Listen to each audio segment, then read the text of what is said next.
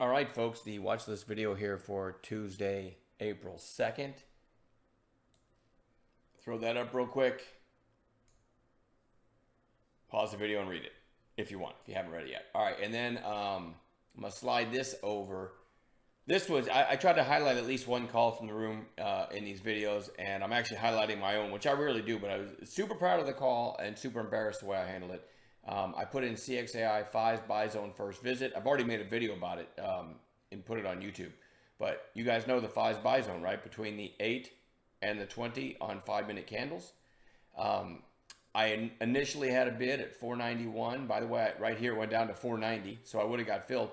But it, if you see this little tail here, maybe you can't see it. It bounced in front of 5. And you guys know sometimes I'll split the bid, right? A little half in front and half below, looking for that whole number flush. So it bounced in front of 5. I had a bid at 491, and it kind of bounced. So then it chopped around for a bit, and so I just lowered my bid a bit. A textbook case of overthinking, right? I moved it down to, I want to say 484, and then it would have filled here and ended up going nuts. So handled it terribly. Again, made a video about it because the point of the video, I'll just give you the summary here, is don't overthink things. Don't talk yourself out of a trade, and don't micromanage.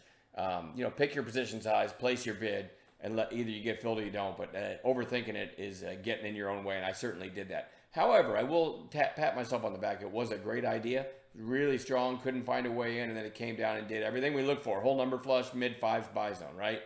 I just like a schmuck.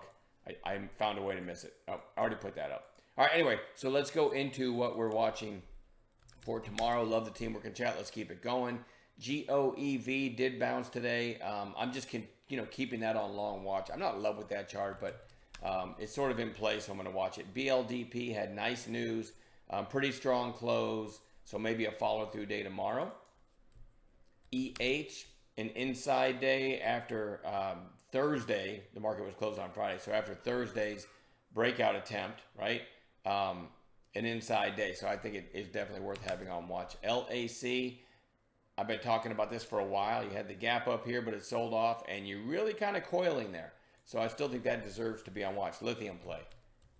CRDF has just been really, really strong, and it's holding on that 8-day again and curling up today.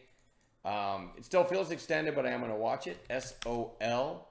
Nice volume today, and where did it top out? Did it top out right at 250, 249? Also hit that same area back here, so certainly worth watching for a breakout tomorrow. One of these days, who knows? You can't see it on this chart because I don't have the 200-day on this chart because it smushes my 5-minute candle charts together sometimes. But the 200 days at 279. That's another reason I like it, right? Big volume today, I believe, on earnings, and then the 200-day right up here may act as a magnet tomorrow. So that's a big part of that one. VYGR, you kind of see it, kind of a recent high back here, and then just sort of cup and the handle forming here over this horizontal line, kind of interesting. Doesn't really feel like it's in play, but it has had decent volume back here, and then a little bit of extra volume today, so not in love with it. CXAI, I already talked about this one as far as the call I made in it today. Certainly could have a follow-through day tomorrow. That one, when you get that kind of volume, over 200 million shares, and a nice breakout, if you're a day trader like I am, that should be on watch for the next 7 trading days at least, right? STOK, just a quiet inside day, but held up pretty well. Recent runner. It's still really extended, but I'm a day trader, so I want to watch the in-play stuff. LIXT, we had on bounce watch today. It did meet our entry parameters, and I skillfully missed that one too, but a nice turn. Could have some follow-through in today's bounce tomorrow, so we'll see. CCJ uranium play, nice little mini breakout today. IREN, nice volume, strong close, could have a follow-through day. Big list today, by the way. TPST, nice breakout, deserves to be on watch for the next several days. DNUT just goes back on bounce watch. Had the news of their donuts going in McDonald's across the country, and really kind of almost round trip, but at the same time it didn't, because when the news came out, it was down here in the 12s, right? So you still are way above that. Certainly could give a nice turn back up one of these days. CGC, pot stock that we've been trading lately. Now we got a couple red days in a row down on declining volume. Now it goes on Bounce Watch. I like it more than I did the last couple days because it's pulled back in.